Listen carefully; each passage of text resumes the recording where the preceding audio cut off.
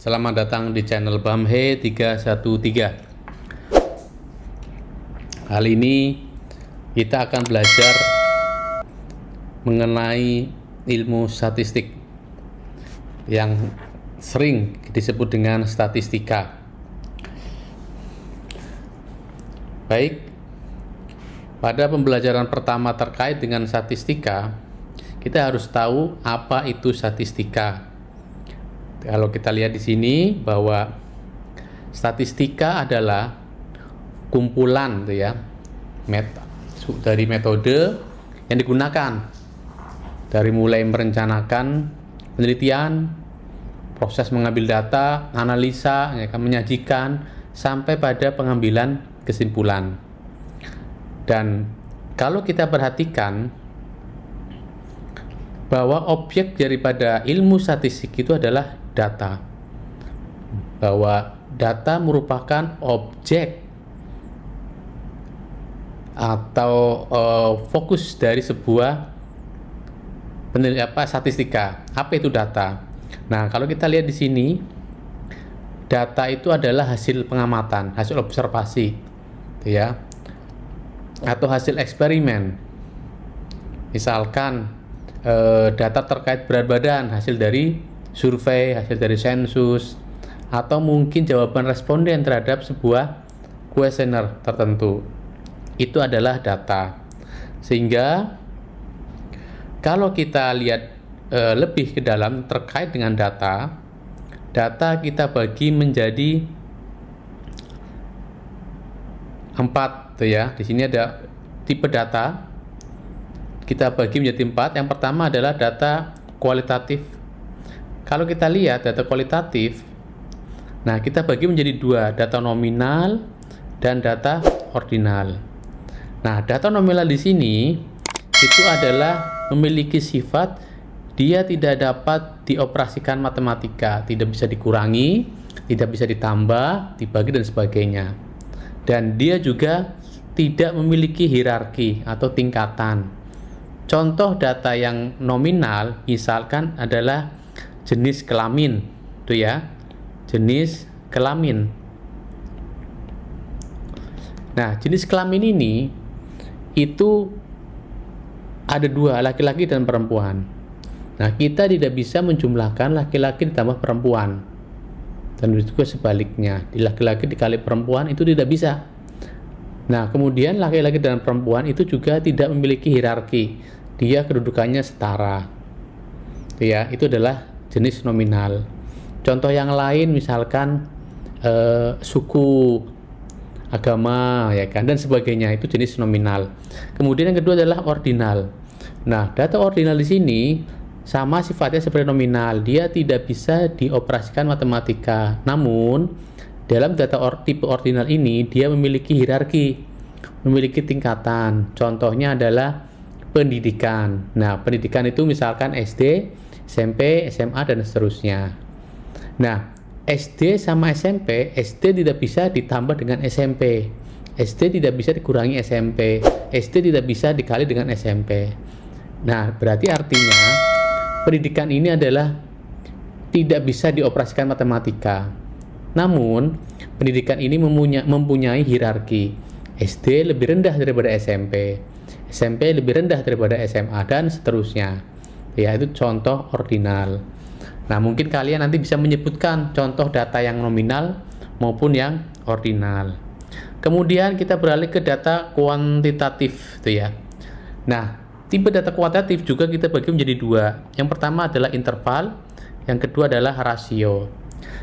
Kalau kita lihat tipe data kuantitatif ini adalah bahwa data ini bisa dioperasikan matematika, bisa ditambah, bisa dikurang, dan sebagainya.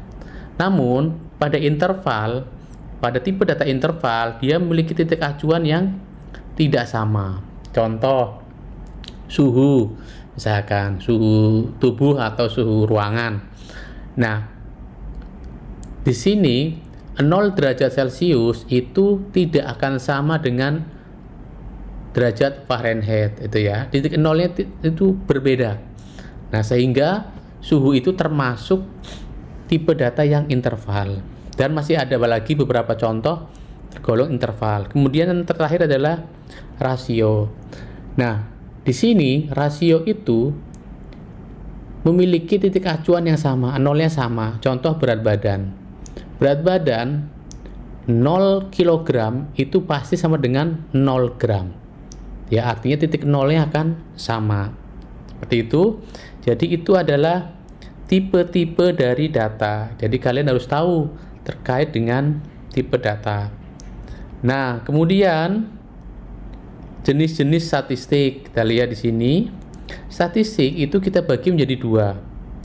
Ya, berarti statistik deskriptif dan statistika inferensi. Nah, kedua-duanya itu ada perbedaannya. Kalau yang deskriptif itu adalah kesimpulannya hanya untuk data itu saja. Ya, jadi dia tidak melakukan sebuah estimasi atau tidak melakukan generalisasi. Sedangkan inferensi itu dari data itu untuk melakukan estimasi atau perkiraan atau menyimpulkan terhadap suatu populasi. Nanti kita akan belajar detailnya ya mengenai itu. Nah, di sini kenapa kita belajar statistika deskriptif? Yaitu tadi dengan kita belajar statistika deskriptif, maka kita akan tahu bagaimana cara menyajikan data, cara mencari pusat data itu ya. Kita di sini kita bisa mencari karakteristik data dulu ya, dari mulai tingkat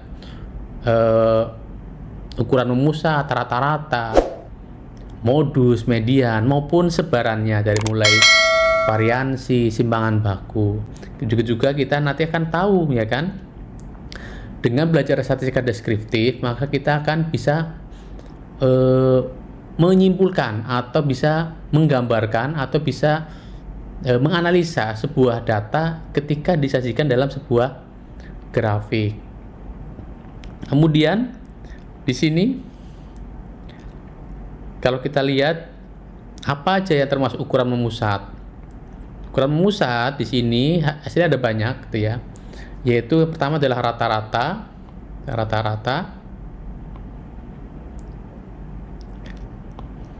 Kemudian ada median, kemudian ada modus. Namun yang sering digunakan dalam statistik itu adalah rata-rata.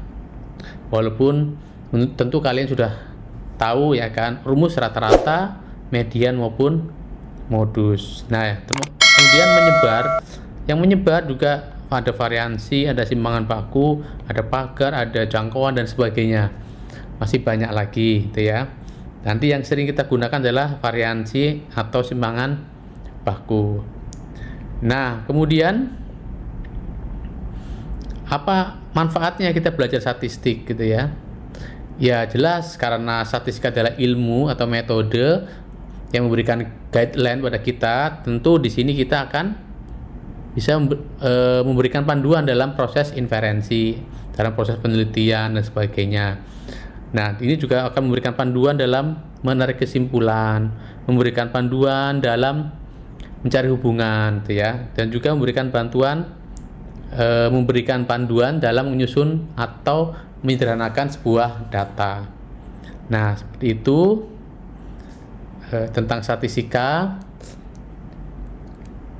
Jadi apa yang kita pelajari pada bab ini, pada materi ini adalah kita harus tahu gitu ya, bahwa apa itu statistika, apa manfaatnya, dan apa perbedaan statistika dan statistik gitu ya. Nanti pada pertemuan berikutnya kita akan belajar terkait dengan data gitu ya, karena tadi objek atau fokus dari ilmu statistika adalah data. Gitu saja. Terima kasih sudah menonton video ini. Jangan lupa like and subscribe. See you.